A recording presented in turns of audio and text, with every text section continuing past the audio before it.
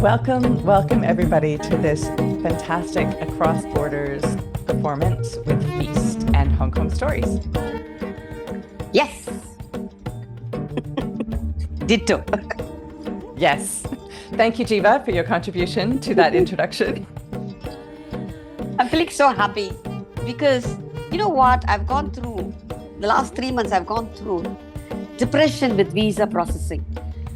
So right now, I'm so happy. No visa involved, no air tickets, no pre-booking of hotels. And we are in so many countries right now. And all of us are here in Hong Kong, Singapore, India, Canada, everywhere. And that's what Feast is all about, right? Sans frontières. It's not even across, it's without boundaries. And we together make one world of storytellers and stories. Yay! All right, I did my speech right. Well done. You're very good. This is a collaboration between Feast and Hong Kong Stories this evening, and I won't introduce Feast. I'll let Jiva do that in just a moment, but I will introduce Hong Kong Stories. We're a group that does true first-person storytelling in Hong Kong. We get together, and once a month we put up a live storytelling show on stage. We have monthly ticketed live shows. We have a podcast. We have a website. Do check them out. Leave us 5 stars. We also have a student-based show every year to showcase talent from young people in Hong Kong called the Student Story Slam. But we just basically wanted to start a group where we could tell stories as a way of forming connections, which conveniently is the name of this, or is the theme of this show. We got a little bit tired of just saying, so what do you do? So what's your job? The kind of same introductions you get anywhere in a busy working place and a busy place like Hong Kong. And we wanted a way to meet people. And we ended up with a group of fantastic people from all walks of life in Hong Kong. And even though we might not know what the members do for a living, we know all kinds of really odd things about them. Like, for example, there's one long-term storyteller who I don't know what she does for a living, but I know that her husband eats apples in bed after he's brushed his teeth. So it leads to so many more interesting conversations. And that's what Hong Kong Stories is really about. I don't have to say much about Feast because you all know about Feast. But very happy. We are very happy that, we're all the time collaborating with almost every storytelling association that's been associated with us. Make it a point to collaborate so that we know and we keep telling and keep insisting. We cross borders. We are across borders all the time. We are together all the time. We are there for you and you're there for us. So that's something we've been doing it. We're very strong with that. And I take great pride in saying that we have done it. It's just not, though it is called the Federation of Asian Storytellers, we have gone beyond that, way beyond that. And we have connected the whole world. And I know as a director what has gone into making of Feast. And also, now I've heard myself, my friends in the West saying, oh, do you know about Feast? And I coyly smile and say, well, of course, I'm one of the founder members. So that's the reach we have got now. But there's a lot of hard work that has gone into with all our Feast directors, with our Fulcrum members, with institutional in charge, with all the people. It's a huge team working together. And we don't have any discrimination saying that, oh, you're Hong Kong, you're this. No, we are all Feast. So they're in Feast. We have a basket, or rather a feast of just Feast tellers from around the world. So we are one. We just don't have this. But for the sake of collaboration, we say we collaborate with the Indonesian tellers, with Indian tellers, with Hong Kong tellers. But together we are Feast. So that is the whole thing. We are wholesome and we are always with an open hand. Ready to receive anybody. And just don't keep it open, we hug. We keep you close to our heart, which is true. And that's the connection we have made around the world, touching hearts, not heads. So that's why our bonding is very strong. And we're very, very happy that today we are joining hands with some wonderful tellers from Hong Kong who are feast members. And there might be many in the audience who are not feast members. You see, feast is so magnanimous, it even welcomes non feast members. It goes to show what feast stands for. Anybody and everybody is most welcome to join our feast. So, that is, in a nutshell, what feast is all about. Love, love, love. Thank you. Fantastic, fantastic. And I think we're fairly ready to get started. Do you think we're ready to go, Jiva? So, a couple of housekeeping things just to start with. Today, we're going to have 6 stories. I'm managing not to do this, which is the Hong Kong way of saying six, 6 stories for you. They're all true first-person stories. Please, if you can, those members of the audience, keep your camera on if you can. We'd love to see your faces. Understandable if you can't, but we'd love to see you being involved as well and reacting and things like that. And show appreciation with your hand on your heart or your Zoom clapping, whatever way you want to do it. We really love to see that after a speaker or when somebody says something really amazing and you're like, yes, yes, I hear you, it's good. It really helps us because we don't have that audience reaction online. And the storytellers, there won't be any comments after the stories, but once once all the storytellers have gone, there'll be 15 minutes afterwards, which I hope the storytellers will stick around for, where you can make some comments on the stories and say something more directly to the storytellers, engage in a little bit of discussion there. So let me introduce the first storyteller. Our first storyteller is Leslie Croft. Leslie came to our stage as a reluctant storyteller, believe it or not, and took to telling like a duck to water. She's now a regular teller, a workshop host, a wonderful support in Hong Kong Stories family. Her natural bardic talents come out when she tells. Please welcome Leslie. Leslie, can we just make sure your sound's okay? Good evening. Oh, good. Take it away. I'm really bad at maths. I once read an article that said it's almost socially acceptable to say, I'm really bad at maths, but it's not socially acceptable to say, I can't string a sentence together. But it's also said those people who say they're bad at maths can usually pinpoint a moment in their past when something happened that confirms their belief. And my moment was age 11, approaching the desk of Mr. Black, my maths teacher, to ask him a question. And as he was going over the answer, I was distracted by construction work going on outside the classroom window. He looked up at me to see if I was paying attention. I wasn't. He slammed my exercise book closed and he boomed, "Oh, go and sit back down, girl. You can't even be bothered to listen." And I was a nervy, shy, retiring 11-year-old. And I sat down and too intimidated to ask him a question and dreaded maths for the next 3 years. When it got to the exam years, those last 2 years, I started to enjoy maths a little bit more because my school came up with this new system. They had the whole cohort in an open plan space. We're all in groups on tables, and the teachers were in stations around the room. Well, there were so many students in the room, it was so easy to do nothing.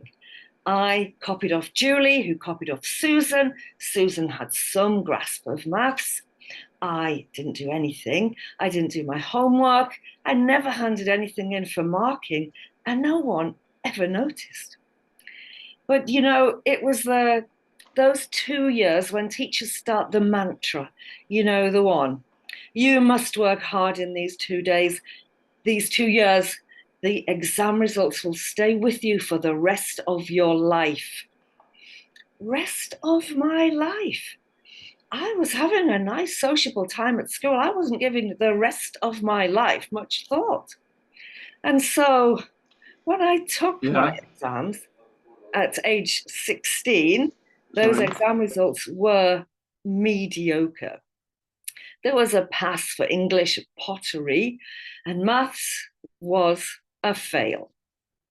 And I left school that summer I kicked around, bored, no idea what I wanted to do. My mother encouraged me to apply for jobs. No one employed me. And September rolled around.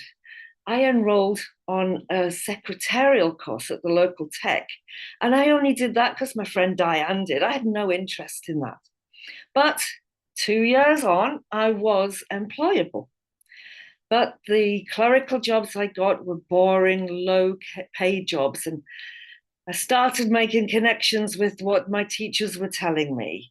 Those exam results will stay with you, because every time I tried to apply for a better job, better paid job, I would get the application form from, say, a bank or the local council. And I'd start to fill it in. And when it got to the qualifications part, it always specified must have English and maths. I was stuck. And I complained about this extensively in many coffee breaks for a good 8 years, I would think, boring, low paid jobs. And in one of these jobs, I met Carmel. And Carmel had also failed maths at school, and we would moan over many coffee breaks. But this one time, we came up with an escape plan. We decided we would start applying for those better jobs, and we'd just say we'd pass maths. I mean, no one's going to check. So I saw a job advertised at Her Majesty's Youth Probation Service for a shorthand typist. So I sent off my letter of application and my newly edited CV with the addition of maths. And then was so thrilled to be offered an interview. I went into work to tell Carmel, our plan is working. I went off, I had the interview. It was quite challenging. They asked me questions about my experience, my skill set, my work ethics, my ambition for the future. Well, I must have impressed them, because a few days later, an envelope plopped through my letterbox, and it was a job offer. I skipped into work that day to show Carmel the letter. Come coffee break time, she read the details aloud. We are delighted to inform you that you have been successful in your application for the post of shorthand typist. Please forward us copies of your qualifications, and upon receipt, we will confirm your start date. Oh, crap. They want proof. Our cunning plan was scuppered. Or was it? Now, remember, I had secretarial skills. I went home and I found those brown envelopes from school with my qualifications. And I opened the envelopes to see I had 2 separate certificates. One had the English and pottery passes. The other had some other subjects, and that was where the maths fail was. So I took the original English pottery certificate into work, and I sat down at my electric typewriter, that's how long ago it was, and I rolled that original certificate into my machine, really carefully lining it up with the margins and the line spaces, caps lock on, so as not to arise suspicion. And in capital letters, I typed mathematics, and then space, very carefully to line up on the grade column. And I typed a capital C. Yes, C, that's believable. Let's not get carried away and put an A. So I unfurled the certificate. There was no chance of erasing it. It was pale green. Anyway, I handed it to Carmel for approval, and she took it, and she looked, and she paused. She looked back at me. You've spelt mathematics wrong. I snatched that certificate back off her, and out of anger and embarrassment, I tore it up into tiny pieces, and I threw the whole thing in the bin there and then. And I sat back down at my typewriter and I replied to Her Majesty's Youth Probation Service, the service that deals with young people who are feeling the consequences of their immoral actions, to say, Unfortunately, I was unable to accept the position. And I carried on doing those boring low paid jobs until a couple more years. I was in my late 20s. I left when I had my first baby. But a few years later, at the age of 37, I enrolled on a course especially for maths phobics. And everybody on that course had a moment they could pinpoint. But this time, the teacher was really encouraging. She instilled confidence in me. I was a good student. I did my homework. I sat the exam. At the age of 37, I passed grade C. Thank you. Thank you so much, Leslie. That was fabulous. Absolutely. Thank you. Absolutely. I was feeling so happy I'm not alone in this world with the fear of math. Thank you Oh my so goodness. much. And thank you to all our audience members who had your camera on. It's so incredibly satisfying to see, especially the first really big reaction, which was Leslie saying, we're just going to say we passed. No one's going to check, right? And there's all these people going, Ooh. so good. It's so good. Thank you so much, Leslie. That was fabulous. Yes, that was good. And now the next storyteller is Gabriella. Now, who's she? She's a storyteller and a certified mental health practitioner from Jakarta, Indonesia. Passionate about the healing power of stories. She writes modern fairy tales. Interesting, isn't it? For grown ups, creating safe, soothing spaces to rest and reflect. How beautifully written. Gabby performs her tales with her musician friends at Raza Tana and recently has published an illustrated book, Let It Rain, Lord. Gabby, we are waiting to listen to your gift of gab. Thank you. I think too much. Definitely way more than I think I should. For example, someone once asked me, Gabriella, how do you spell your nickname? Is it Gabby with two B's or with one B? And that got me thinking because, to be honest, I didn't like them both.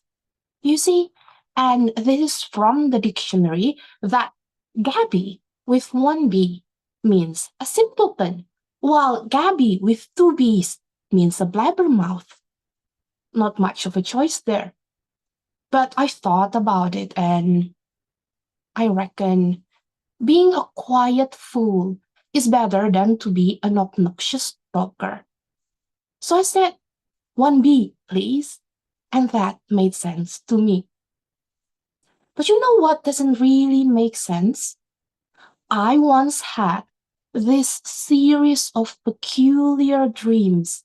Oh, it was all daily stuffs in which I interacted with this particular guy whose name, face, and voice I could never recall when I wake up. Once I dreamt that we were having this very blissful, quiet walk in a misty forest, and I realized that it was a dream. So I told him, this is a dream. When I wake up, we wouldn't have met, we wouldn't have known each other, and you wouldn't be there. Then he laughed and said, you know, you always wake up next to me. Here, hold my hand. And when I was about to reach for his hand, the land trembled as if in a very big earthquake. And I woke up feeling a bit off without the recollection of his face, name, and voice. And I thought to myself, it was just a dream. Until that one dream where I saw names. It was printed on this invitation and it had both our given names on it. So Gabriella and a guy's name, So let's just call him Adam. So Gabriella and Adam. Funny thing was, when I woke up, I could still remember the name Adam. And I remember thinking to myself, well, that's odd. But again, a dream is just a dream.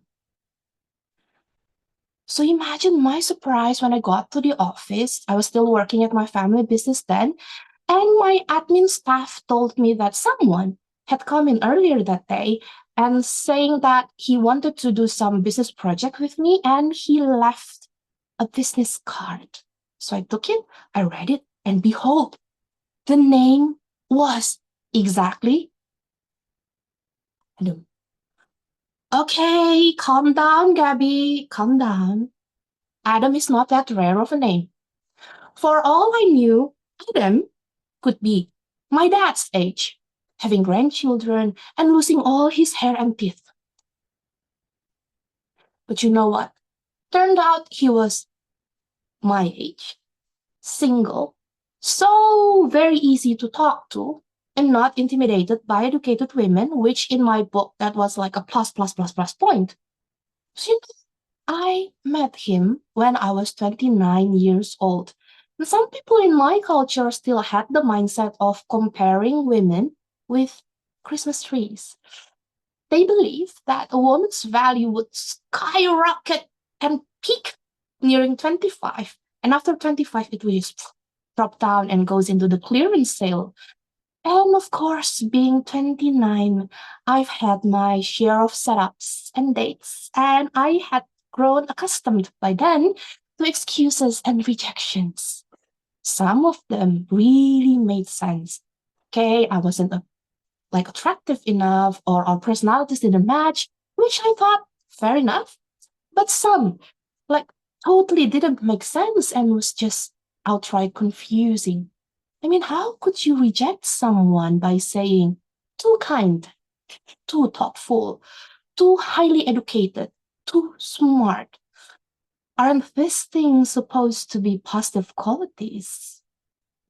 So, for the first time, with Adam, I heard the words that I was thoughtful, I was smart, I was kind, and they weren't meant as rejections. They were appreciations. There was once where he was commenting, like he was amazed at how easily we communicated and reached understandings. And I thought the feelings mutual. And it helped very, very much that he was also easy on the eyes.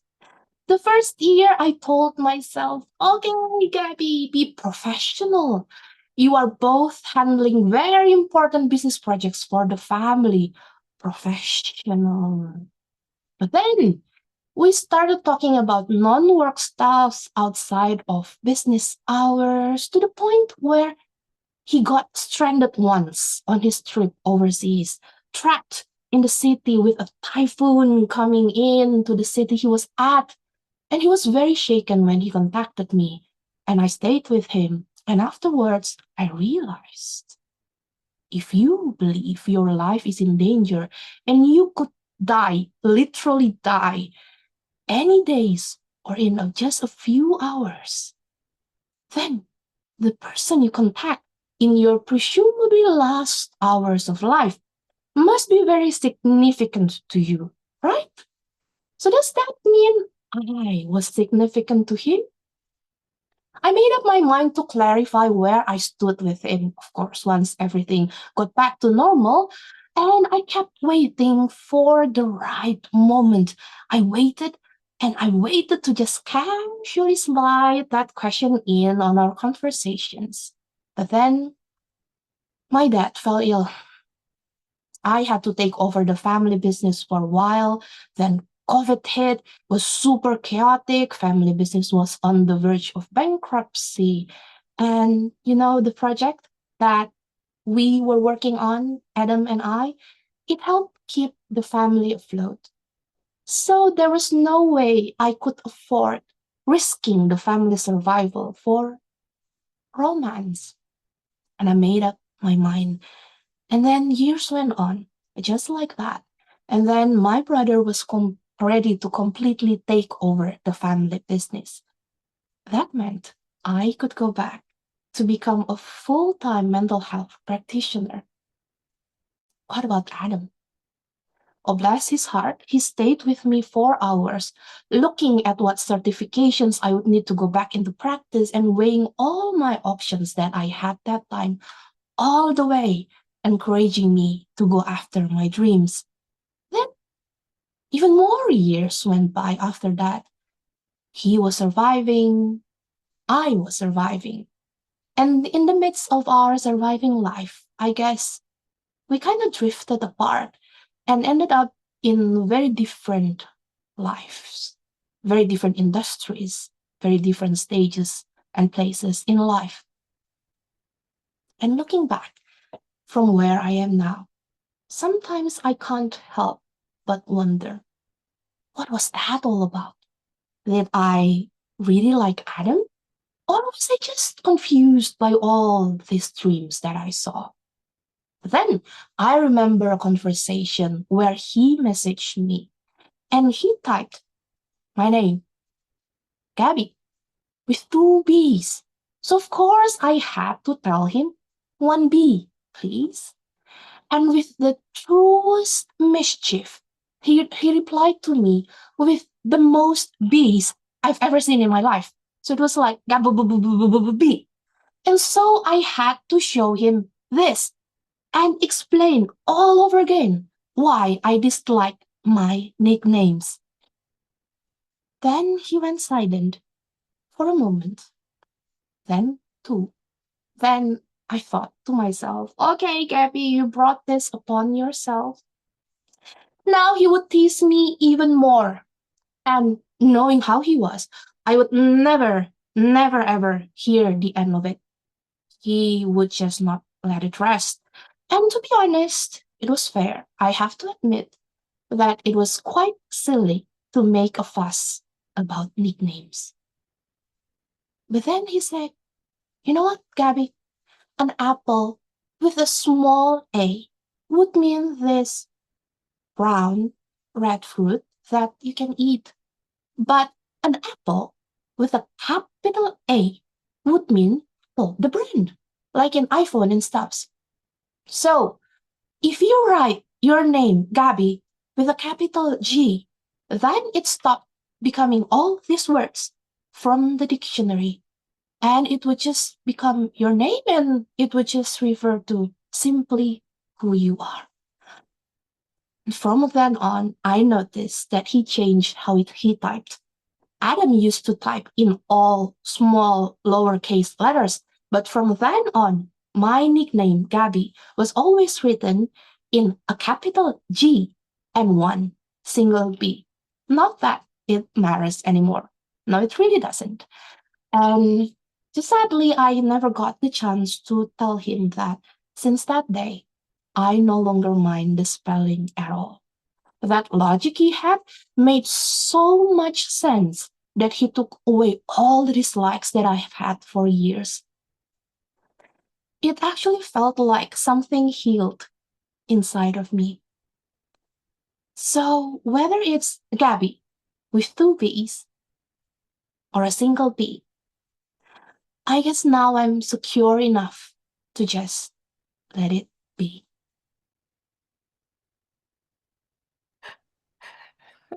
Thank you. Thank you so much, Gabby. That was absolutely fabulous.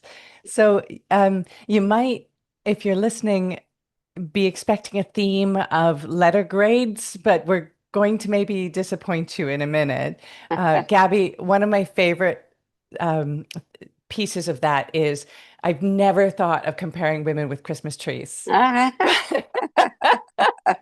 But what a fantastic comparison that ended up being in terms of just how seamless it turned out to be.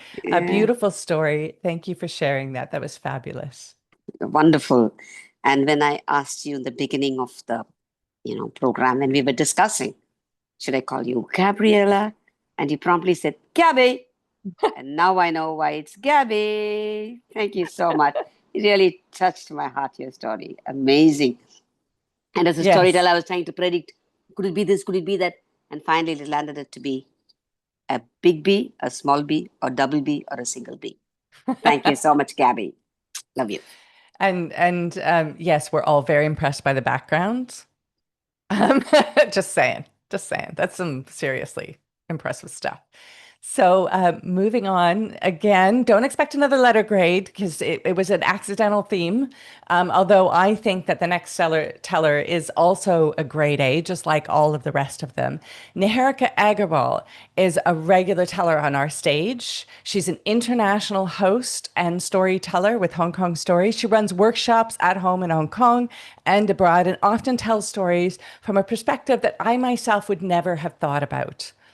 She always manages it with grace and charm. Are you ready, Niharika? Okay. Please welcome Niharika.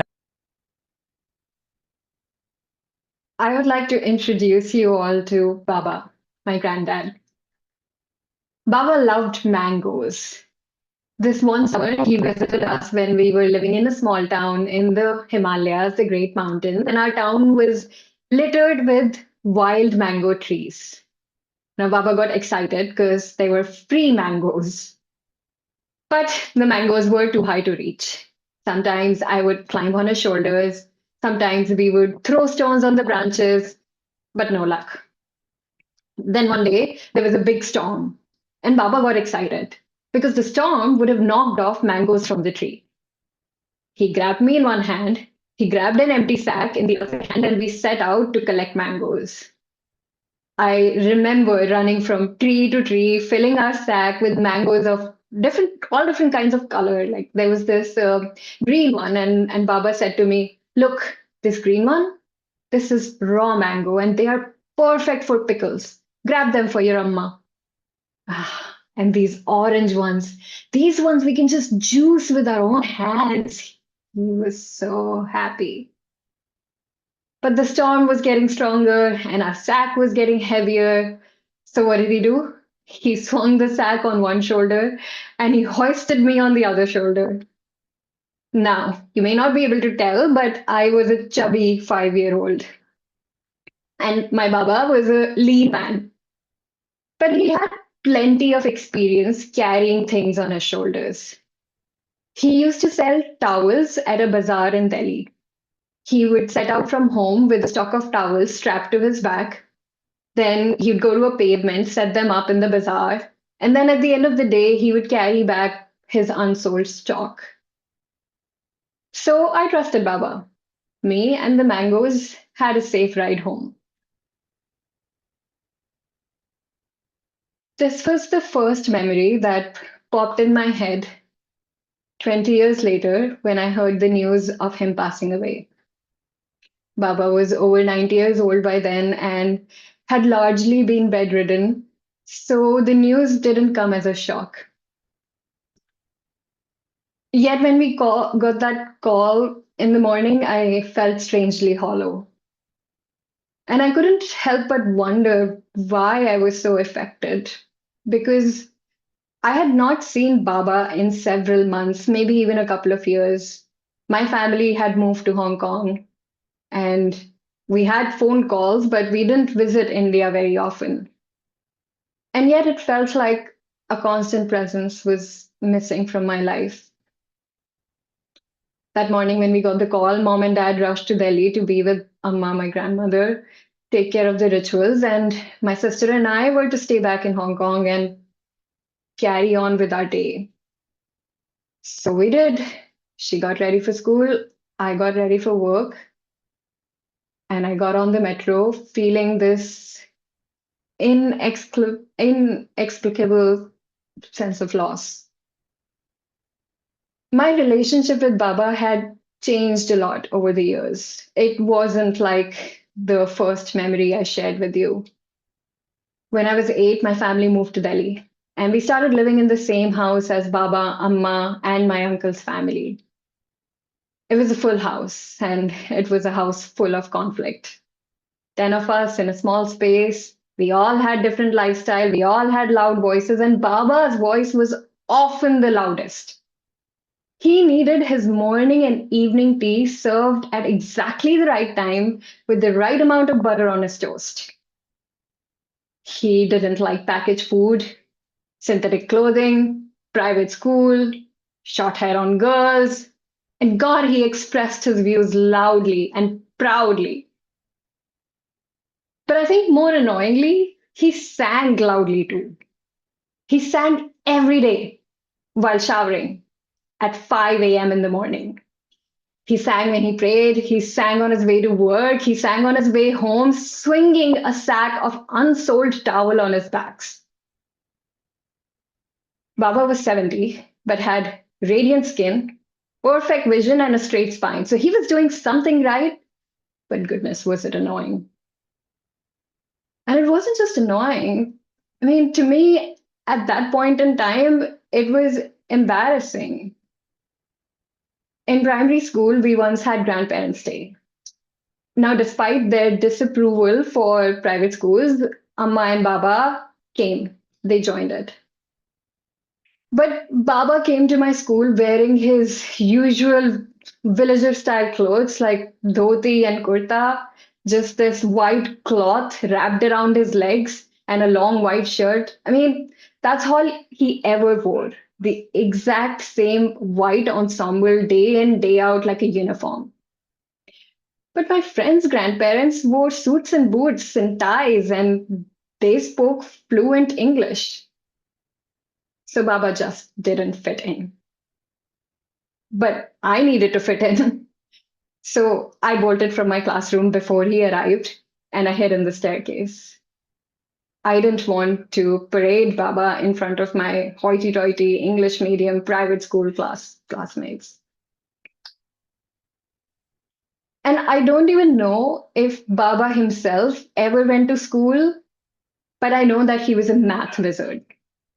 On Diwali, for example, he would give us this teeniest amount of money, and then he would say, if you can tell me 2/5 of that without using that blessed calculator of yours, I will double it. Of course, we failed. Leslie, you're not the only one bad at math. But I have to say that festival times with Baba were always fun, even when we had our differences. He was such a good storyteller. He would narrate stories from our mythologies, Ramayana, Mahabharata, Bhagavad Gita, and he remembered several passages word by word.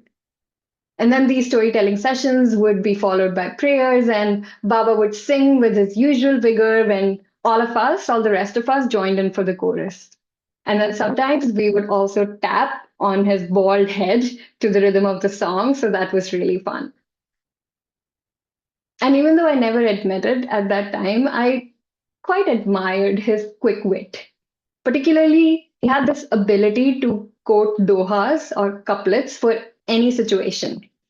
Like when I would procrastinate on an assignment, he would say, Kal kare so aaj kare so ab. And if I yelled at my mom, he would say, Aisi bani boliye, man ka aapa khoye. So believe it or not, sometimes I find myself preaching my family with the same quotes. Do today what needs to be done by tomorrow. You should speak coolly, diffuse tensions. But they just don't have the same impact in English. I'm sorry. I think Baba's love for Hindi language is definitely one of our inheritance from him. But once my family moved to Hong Kong, our visits back to India were infrequent. I did call Amma and Baba on festivals, but that was it. That morning, when I heard the news of him passing away, I was so lost in all of these thoughts and all of these memories that I almost missed my stop. I got off the metro and I probed my memories one last time. What was the last interaction I had with Baba? I tried to remember. I couldn't. I think it must have been the usual call to wish him happy Holi or happy Diwali. He would have asked when I plan to get married. I would have pretended the network was bad and passed the phone to my mom. Well, that's that, I thought. I resolved to carry on with my day. I got to my office, I got to my desk. My manager greeted me. Happy Friday. How are you? I'm fine. I replied automatically. But then I heard myself say, actually, I'm not fine. My granddad passed away this morning. She got up from her desk, came around to me, and gave me a hug. Were you close? She asked. I felt a tear in my eye. I I think we were, I said. We were close. Thank you. Thank you very much, Niharika. I'm just going to let that sit for just a moment. It's always so special when somebody trusts us as an audience with their personal stories, whether they're funny or whether they're more touching or a combination of both. But thank you, Niharika, for trusting us with your Baba. Yeah. You can be assured that he might not have given you his maths, but he's definitely given you his quick wit and intelligence. Yes, indeed. Now, I can see with the face, I mean, through the faces of all our listeners, that they're all thinking right now of their babas, I'm sure, alive or dead. And I mean, parents have a place in our hearts, definitely, but grandparents have a special place. Nobody can deny that. Thank you so much. It was lovely. And a big thank you to all the babas. Very big. Who embarrass us at all times, but we love them anyways. Yes. Yes, and I love the way, the Baba. The moment you say Baba, there's some kind of closeness in it. Say Baba, it sounds so nice. Right. Thank you so much. All right. Now we'll have to wait to listen to what Pratigeya Haran has. Now, Pratigeya, she has a long list, okay? Storyteller, trainer, educator, voice artist, and RJ. Founder of Story, SAC, Everything Stories. She's been sharing stories for nearly a decade with audiences of all ages. She trains children in storytelling, drama, and public speaking and conducts teacher workshops across Tamil Nadu. Pratigeya believes stories reconnect us to our lived experiences, is that right? And guides us towards a happier world. And I know Pratigeya very well. She's my little sister. And whenever she tells a story, my jaws drop. Over to Prati. Thank you, Jivaka. I must say I had dressed up for the event, but thanks to Niharika, I ended up with tears, and that's why I'm looking like this. But yes, thanks Niharika for taking me back to my memories of my Baba, who I call Nanosa. I lost him 2 years ago, and I loved him, and I'm sure you loved yours. I am the youngest of half a dozen siblings. And I strongly believed that my mom loved each one of us equally. No one more, no one less. But my brothers and sisters, they thought otherwise. They would often say, hey, go and ask Mama for an extra piece of the dessert. No, she will definitely give it to you. You are her favorite, no? Or they would say, oh, did you break Mama's favorite vase? Never mind. She won't scold you.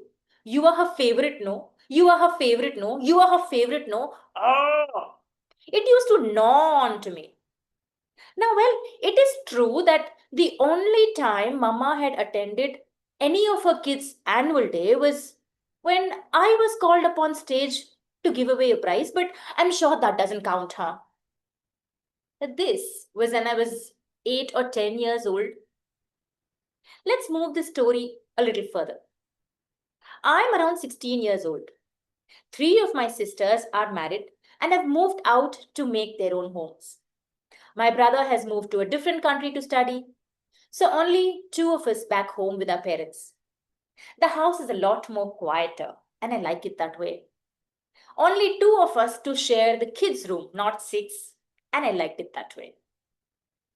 Now, during my that age around during that time, I had my board exams, which, as Leslie had pointed out some time ago, are the deciding factor. The marks would stay with you all your life. That kind of exams. And unfortunately, exactly at that time, my mother had taken ill. She had to undergo an emergency surgery. Because of my exams, I couldn't go and meet her at the hospital at all for almost a week. So, as soon as the exams were over, it was decided that I will spend the entire next day at the hospital with Mama. And that I did. I chatted with her the whole day and I tried to make her feel better or take care of her as best as a 16-year-old could. By that evening, when my father had come over to the hospital to relieve me of the duty and, to send me back home, the patient beside my mama, my neighboring patient, rather the patient's attendant, a young, smart looking chap, he looked at my mama and he said, "Auntie, is she your youngest?" Immediately, I looked at him and I said, "How would you know?" He had a smile on his face and he said, "The way she treats you, it's obvious." Ah! Hearing this from a complete stranger, I surely did not like it. But that was when I was 16. Let's move the story forward. It's been a year since I'm married and I've moved to a different country. Now, about 20 years ago, I'm sure most of you would remember, international calls were expensive. You had to buy a special card, scratch a number, and call through that, which meant that I spoke to my mom just once a week, and that too for not more than 5 or 10 minutes. So you can imagine, my first visit back home, I was on cloud 9. I couldn't wait to meet her. And finally, when I was at home with Mama, I followed her all around the house, from the kitchen to the backyard to the front yard to the garden to this place to that place, even standing outside the bathroom. Mama, Mama, Mama, Mama, Mama, Mama. By 6 that evening, Mama finally finished all the household chores and she sat with me to talk. The 2 of us chatted. I had so much to tell her, of course. Around 7 o'clock, the clock chimed. And Mama looked at me and said, "Beta, wo TV on karna." Child, switch the TV on for me. But my mom was not the kind who watched the 7 o'clock news. Why is she asking me to switch the TV on? She looked at this complete confusion on my face and she said, "I promise, just for half an hour. Once the serial is over, I'll switch it off." Strange, but okay. So 7 to 7:30 was Mama's TV time and the rest of the time she was all ears. This was my new routine for as long as I stayed there at her place. Over the years, with every subsequent visit back home, I noticed that this half an hour had soon become 1 hour to 2 hours to 3 slots of 2-hour TV time every single day. And I realized Mama speaking less and lesser to me and more connected with her TV. One day, out of sheer irritation, I said, "Ma, what is this? I come to meet you only once a year, that too hardly for a week. Even at that time, you want to watch TV?" Mama did not answer me. Her serial was on, no. She waited for the ad break and then she responded, "That is exactly why I'm watching the TV. You are here only for a week. It's only this TV which gives me company throughout the year." I clearly did not agree with her line of reasoning. And I thought, so much so for being her favorite. Look at how she's treating me. Let's move the story forward some more. I have moved back to India, which means I get to meet her more often. And I realized that she is meting out this kind of a treatment to every single guest who would come home. If it's her TV time, she would literally ignore the guest and concentrate there. If the guest tried to speak to her, she would just increase the volume so she can hear the TV more than them. It was absolutely embarrassing. But talking to her is not going to help. But what made things worse was when she meted out the same kind of treatment to Hitesh, my husband. That was something not acceptable to me. And so I did what I thought was the only solution I knew. I stopped visiting my parents, at least with my husband. If at all I had to visit them with Hitesh, I would make some excuse and leave within 5 minutes. Let's fast forward the story a lot more. About a year ago, I happened to read a book, an anthology of short stories.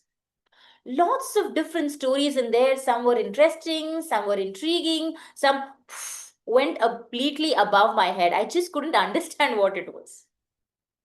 But in this book, there was one particular story, one particularly boring story, if I'm allowed to say that, which kind of got stuck with me. The story was about a husband and wife.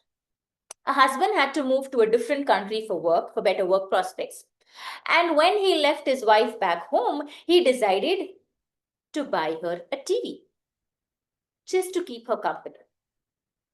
And over the years, the woman had got so attached to all the serials, or should I say the characters in the serials, that she started talking about them as if they were her real people. She was getting worried about them. She would laugh with them. She would genuinely cry with them. And I couldn't understand why the story stuck with me. Until I realized that my mother was one among 10 children.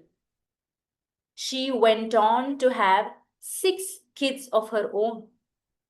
From a very young age, she was used to a lot of hustle and bustle around her, a lot of laughter and fights and arguments and stories and people and voices and noises around her. As each one of us had moved out of the house, trying to make our own lives, my mother was staring at an empty nest and trying to fill this nest with her TV. Maybe it was the story that I read in the book. Maybe it was the experience of my son who's moved to a different country to study. And I too am staring at an empty nest, trying to fill it with my passion for stories, with my passion for running. I could connect with my mom, understand her maybe. So the next time when I went to meet my mom, and as expected, when she said, Beta, oh, volume increase karna, I picked up the remote, looked at her lovingly, and did exactly as told. For you see, who will know my mom better but for me? Because I am her favorite, no.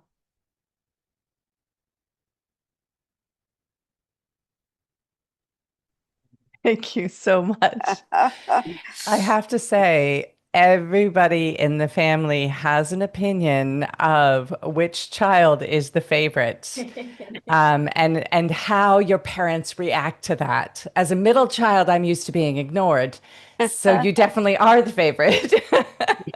But thank you so much for sharing that story with us. Yes. And, I'm turning 70 next year. And when I travel, my brother still writes to me saying, when are you returning to the nest? So the nest is so important. And you realize it when he gets empty. You do feel it. Yeah, I totally resonate with what you say and experienced this watching of the TV and all that. But every day, my niece and my sister-in-law have a big fight. Amma, you complain that I don't visit you, but when I visit you, you're all the time on the phone watching something. And because, like you said, we are still a joint family, so but the numbers are lesser now. So obviously, for someone who's lived with many, it is very difficult when the nest gets empty. Thank you, But Prati. Thank you so much. isn't it wonderful as well that when someone tells a personal story, suddenly everybody who's listening goes, well, my opinion on this, or my place in the story, or my part of the family is, I can relate to that. I can't, no, of course you're the favorite. We all suddenly have a tiny little part of us that's part of your story as well. So thank you for that. And that goes for all the stories that have been told and the 2 stories that are still coming up. So our next storyteller is the last one from Hong Kong Stories for the evening. Now, Angela Lee is a fantastic storyteller. She came to us at Hong Kong Stories with this kind of quiet, gentle method. She always comes and she tells these stories, and you're sitting there waiting a little bit for what's going to happen next. And then she just kind of smacks you upside the head with her story, which is, they're always so fabulous. So she came to us with one story, and then that story turned into another, and then another and another. And now she's quite an established storyteller in Hong Kong Stories. And her soft voice and gentle manner always delights us. So please welcome Angela.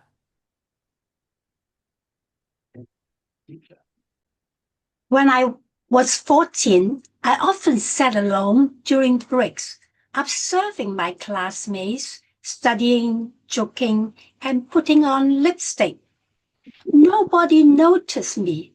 I felt like an old sofa in the living room, always there, but invisible. I always thinking that I want to make friends with the most beautiful girls and the most handsome boy in the class. But beautiful people hang out with beautiful people. I'm just ordinary. No, I don't want to be ordinary. I don't want to be an old sofa anymore. I want to be a bright lamp in the living room. But how? One day, one boy in my class scored the winning goal in the football match. All the girls rushed to him, chanting his name. He was just an ordinary boy, but in that moment, he was a star. All the girls and the boys would like to make friends with him. Some even writing him notes, others wait for him at the school entrance. Ah, I got it.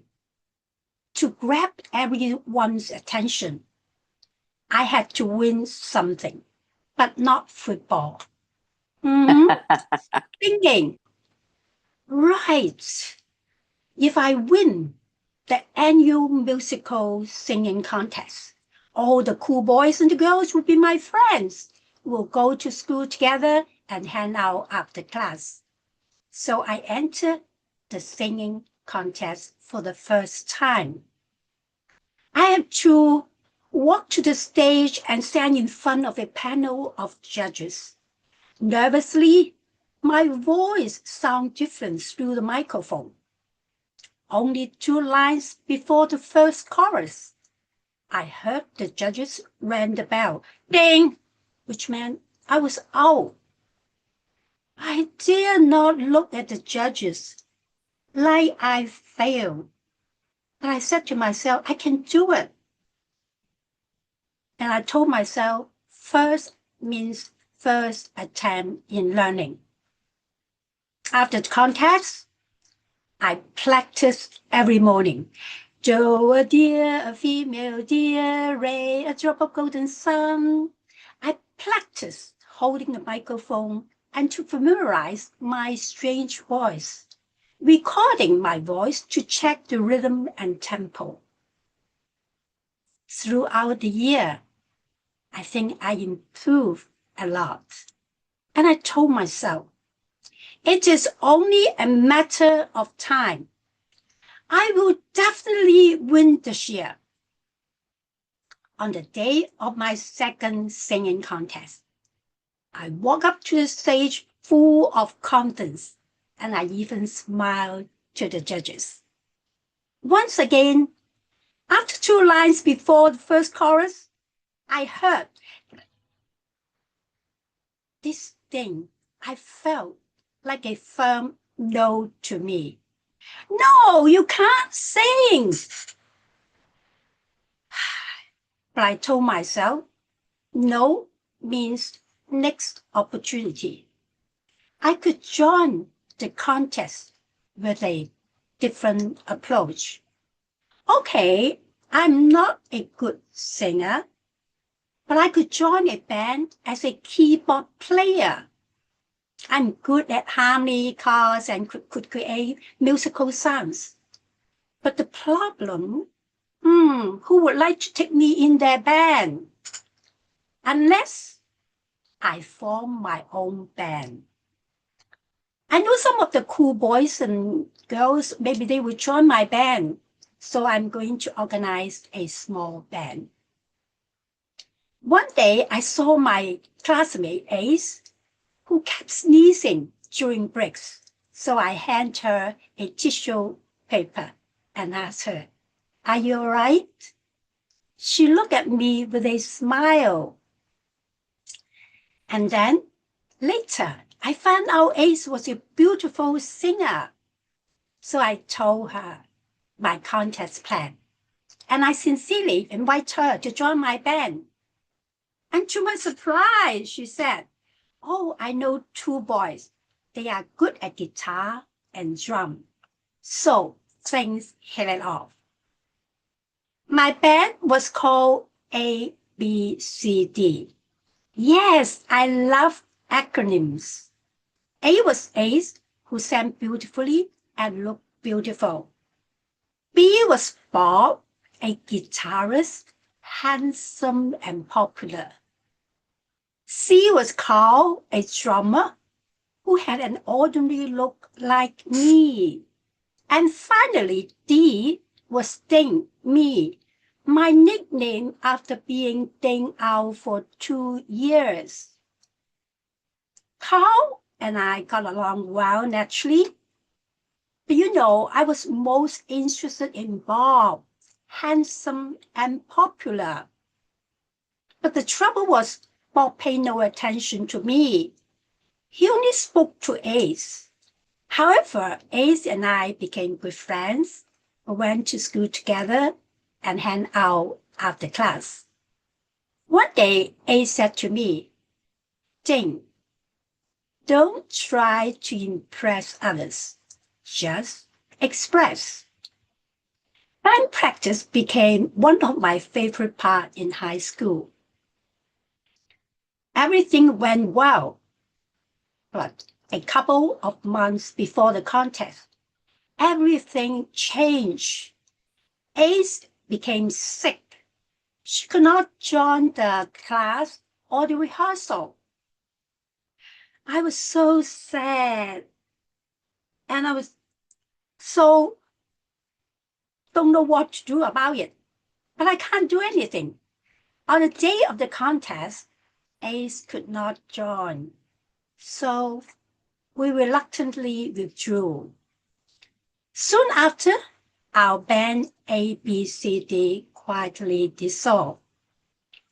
Carl, Bob, and I went our own ways. Over the year, the music still stayed in my heart. I embraced the joy it brought me. Now, whether people notice me or not doesn't matter. Now I can sing in the choir. I tell story on stage. And the most important of all, Ace's work still holds into my heart. Don't try to impress others. Just express. Yeah!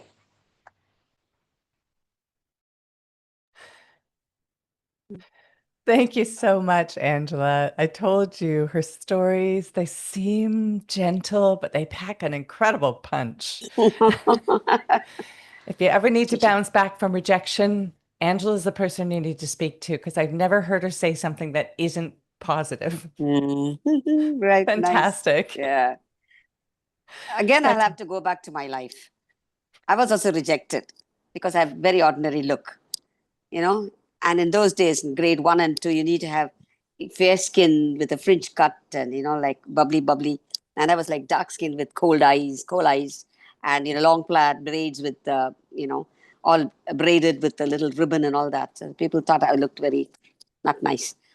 But, in grade 3, but I didn't bother. That didn't hurt me or anything like that. But each time I would say, I want to do something, my teachers would say, no, no, no, you sit back. And there'll be others who they won't want to do it. They'll be crying, but they'll be forced to sing and dance and all of that. So grade 3, the teacher was busy. I said, could somebody come and do something? I said, yes, yes. So she said, reluctantly said, okay, okay, come do something. And I walked up and, I still remember the little monologue I did. And her jaws dropped and she said, I didn't know you were talented. And I said, you never gave me a chance. I said that. And then, no looking back after that. And so, as you say, I do things for myself. I don't care about First looks. attempt in learning. Yes. So, Um, thank you so much. That was lovely. I'd Thank like you, to draw Jiva. everybody's attention as well to the ABCD because I said that the theme wasn't going to continue, but here we are with yet another grade mark, even though your peers gave you a D for ding. Angela, we think you're an A+. Yes. 100%. We're coming Yeah. to the end of the show. We're here with our very last storyteller who Jiva is going to introduce now. Yes. Lavanya Prasad, my little girl, my Konde, as I call her, because I'm not her mother. Very different. I'm her father.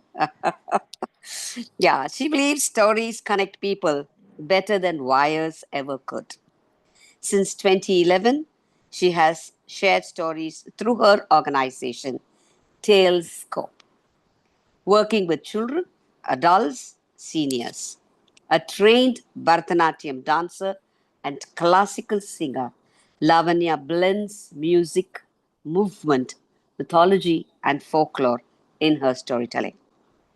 She has presented and led workshops at national and international festivals, including South Korea, Indonesia, and Sri Lanka.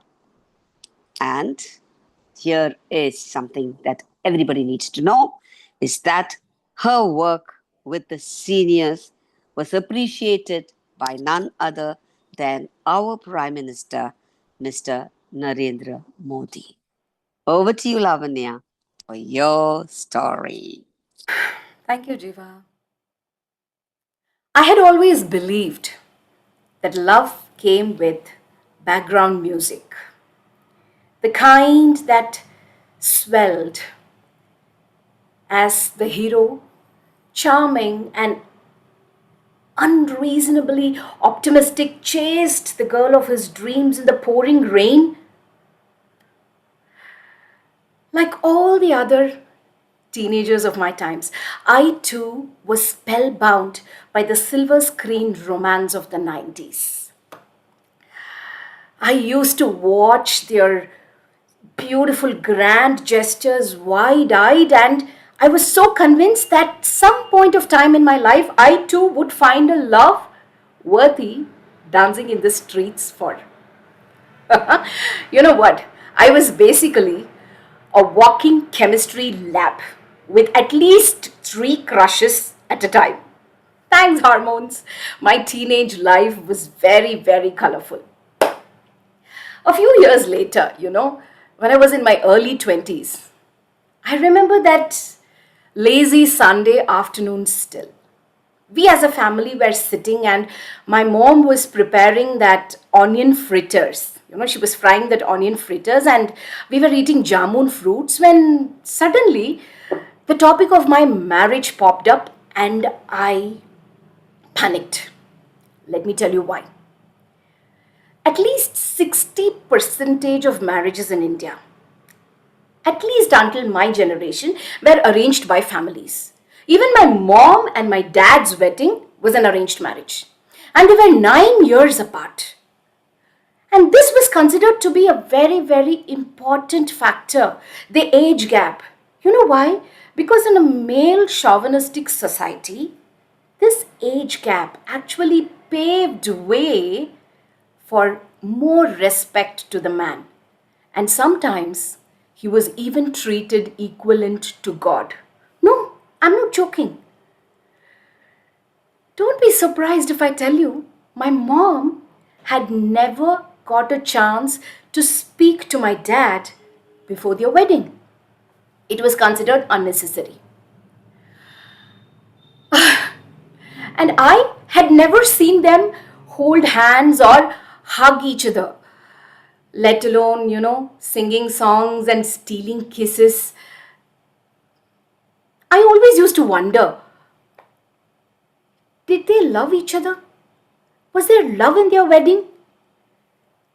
The mere thought of a marriage without love sent chills down my spine because it was like I was standing in the middle of the storm looking at the glittering, beautiful castle of romance that I had built in my mind crack, tremble, and collapse into dust. No, it just can't happen.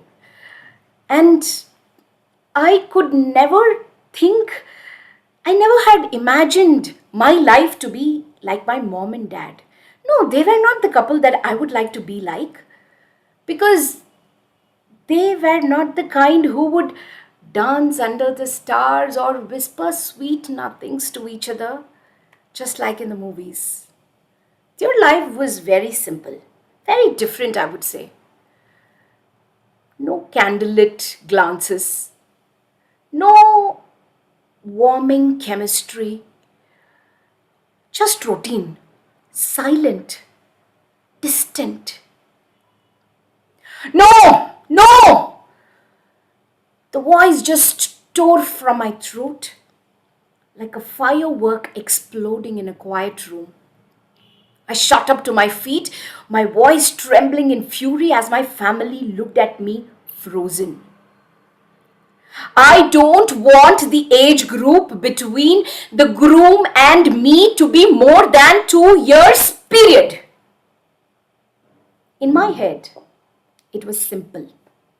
The yawning 9-year-old age gap was the invisible wall that had taken away the romance from my parents' wedding.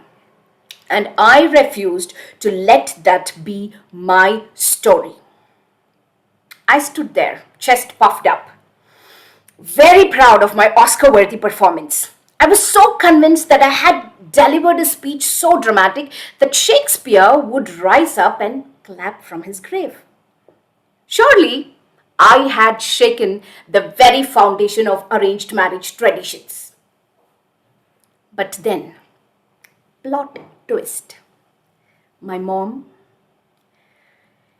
she barely looked up. And she said, "Oh, is that so? Okay, we'll keep that in mind." And she went back to frying that onion fritters to perfection. And my dad, he was very busily keeping aside the ripest of jamun fruits. What?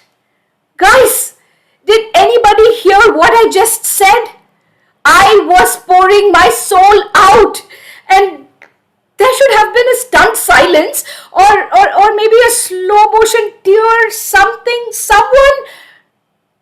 But it was like, this is another episode of overly dramatic daughter saying stuff. My eyes welled up. Equal parts of betrayal and confusion. But then my dad just strolled and he came to me. He looked at me and he said, "Don't worry, all will be well." Let's be honest, it was a little comforting, but also absolutely useless because I ended up getting engaged to a guy that I had never met in my life and 4 years older. Okay, not bad for all the drama that I had done. I consoled myself. The family had known each other for quite some time, and my dad had literally twinkle in his eyes when he was speaking about the groom. Ideally, it should have been in mine. But then I said yes because the universe had no. My family, they had already made the plans for me. What a waste of my dramatic energy. But you know what? The best thing was we were engaged for a year and a half, and that gave me some time to know him better. I should say we had few things in common. Great. But we also had a lot of differences. Like, for example, he was very practical and I was highly emotional. I loved surprises and he thought it was a waste of time. Despite all these differences, I kinda liked him and we got married. Was there romance in our wedding? Yes, there was. But you know what? The silver screen magic that I had always dreamt of? That was still missing. But yet, despite that, without any background music, I saw myself falling in love with this man that I was living with. It was on one such day, I just told him casually, "Hey, you know what? We should have married only now. I think we know each other better only today, right?" He just smiled. A few weeks after that was our 10th wedding anniversary, and we were at the temple. And I suddenly felt something cold brush my neck. It was a chain with a heart pendant. And my husband was standing beside me, his hands trembling, putting this chain on my neck and whispering in my ears, "You wanted us to get married now? Will you walk with me, Lavanya, for the rest of my life, all over again?" And the temple bells rang. The background music moment that I had been waiting for all these years. And this coming from Prasad, somebody who does not like surprises, it was so unlike him. Ideally, I should have just spun around, hugged him tight, kissed him hard, pulled him out, danced under the stars, but I did nothing of that. I just stood there, looking in his eyes, crying, smiling, nodding, and at the same time, thinking about my mom, who used to fry that onion fritters perfectly every Sunday without fail, just like how my dad liked. And my dad keeping aside for my mom the ripest of jamun fruits. My dear friends, it turns out that romance is not always in roses or rain. Sometimes it's in fritters and fruits too. Thank you. And thank you, Lavinia. That was fabulous. I have to say, you know, life isn't like a movie for sure, but maybe the problem is the movies and not Yes, us, I agree. right? I agree. Somebody has it wrong, and I'm not sure it's us, or at least you. That was beautiful. That was very Yeah, beautiful. very beautiful. Two love stories, very different and beautiful. It's just so good. And like we said earlier, story after story, everybody is finding the connection with their own lives. Oh, I had this, I had that, just similar to this, similar to that. And we've all made our connections tonight with every story that we heard. I quite Yes. frequently try and convince my husband that we live in a musical, but he's not keen. So, yes. Thank you all so much. And that was our show for tonight. That was our 6 fantastic storytellers, Leslie Croft, Gabriela Santoso, Niharika Agarwal. Trying to remember everybody in order here. Kritigaya. Pratigaya. Then we had Angela, Lee, and then we had Lavanya. Thank you. Thank you. Once again, can we just have a big round of applause, Zoom applause here for our storytellers? Thank you so much. They put in a lot of work We had some rehearsals, and everybody was so fantastic at taking feedback and giving feedback to one another. We have some time now. We've got a few minutes to be able to, if you want to unmute your mic and anybody wants to say anything personal to the storytellers about the stories, how they touched you. Please keep it brief so we have a few more spaces, but thank you once again from us. And thank you to our audience as well for coming and joining us. Yes. It's wonderful to have you here. Yes, thank you. Thank you so much. And it's so wonderful to see such a variety of faces. Thank you to all the Hong Kong Stories people that have come out. And I see that we've got some Storytellers of Canada people here as well. Wonderful to have you here. If you can, yeah. Usha, it's lovely to see you here as well. Usha told Hi, a story Usha. recently. I'm So just good. finishing my dinner. But I enjoyed connection. There's so much that I can also talk.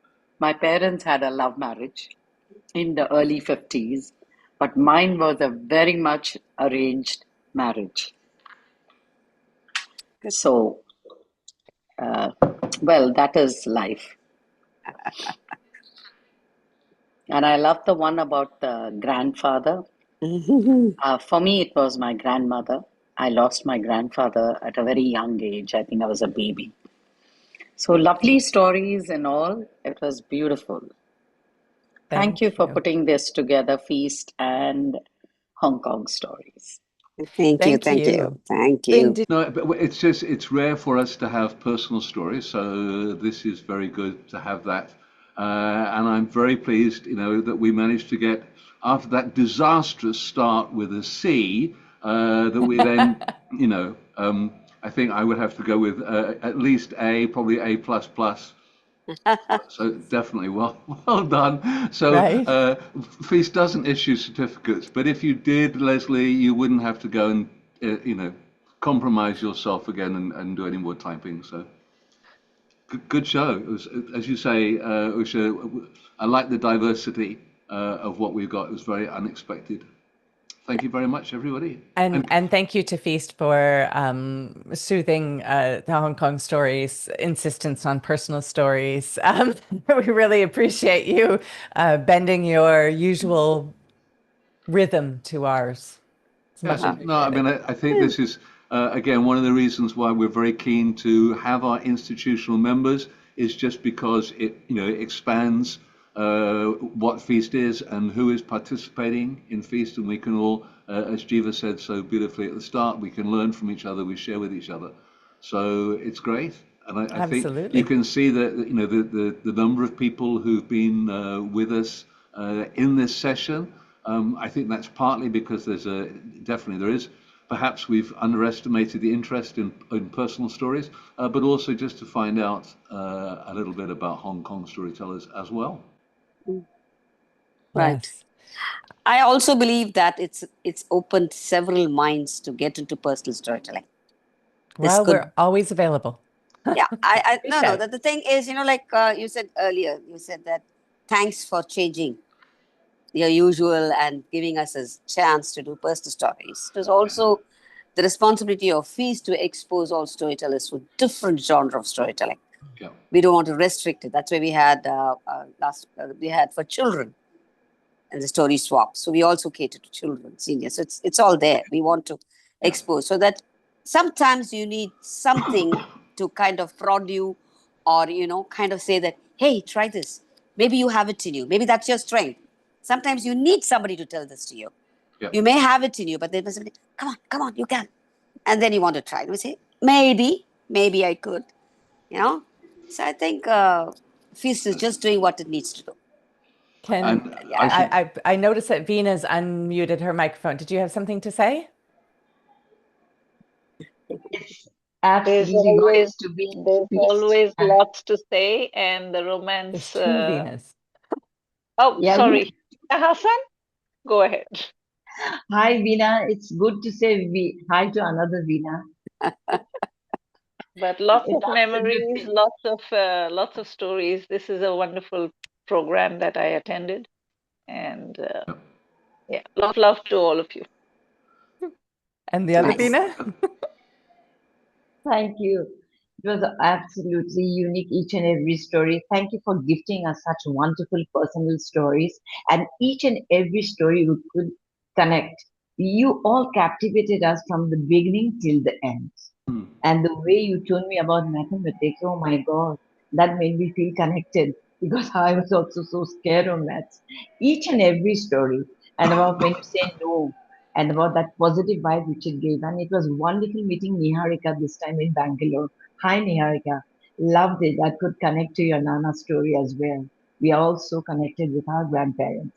Each and every story. Thank you so much, Feast, We've for had, gifting us. It's thank really you lovely so to see you much. online, Veena. We Yeah, had such a good time in Bangalore. yeah, it was wonderful. You know, Niharika, you could really connect because I was very connected to my grandparents as well. I could really feel, a tear roll down when I heard about that. Thank you so much, each and every teller today. Lavanya, oh my God, when I heard your story, I remember the movie Buddhi. If I can just pick up on something that Jiva just said, if there is anybody, and this because of this evening has sparked an interest in personal stories, it would be remiss of me. Pretty couldn't be with us tonight, as you know. They're actually now 3 hours ahead of us in Australia, so it's way past her bedtime. But on the store, we've had several learning capsules on the idea of personal storytelling, which can share very powerful insights about how you can go about shaping your stories. As Rachel said earlier, we were kind of rehearsing and going through people sharing and getting feedback in preparation for this. So if you want to find out a little bit more, please go to the store and look for the personal storytelling learning capsules. And Roger, Pratigaya? Yes, if I may add, talking about feast and connections and personal stories, both Gabriella and I were mentees of the personal stories learning mentorship program from Feast. And as Gabriella is nodding, both of us have benefited quite a lot from it. And the story that I shared today, not the personal story, but at least the story that I read about, the boring one that I was talking about, that story is one which I had shared at one of the Just Tales at Feast. And that gave me an idea on how to take it forward. So, genuinely, it's all connected to Feast. absolutely, absolutely. And Brilliant. Thank you. I want to add one thing as well. So I got inspired by Feast to experiment with other kinds of stories. And then I did the oral storytelling course and I was working on this Chinese folk tales with the dragon. And I had a coaching session with Jiva. And the first thing I said to her was like, this is not my comfort zone. I don't do fairy tales, folk tales. So I don't really know how to make it mine, how to connect with the characters. And she said, it's the same. This is the same as the personal story. What are you talking about? When you are talking about a character that's personal to you. So how you say it is still a personal story. And I was like, oh, okay, that's an interesting way to look at it. I think we're Yes. almost ready to wrap up this session. I Yes. notice we're at almost 9:05. And thank you Yes. once again. Thanks for our storytellers who stayed around. You were all fabulous. Do have a Yes. look through the notes and see all the things that people have been saying as we've been going through. Such wonderful stories. And we really appreciate you sharing these with us tonight and Yes. doing all the hard work. Yes. And we'll see you at the next feast event. Slippery. Thank I you would call all. that Thank Take you care, all. slippery. everybody. Bye bye. Thank you Thank all. you. Bye-bye. Thank you Bye-bye. all.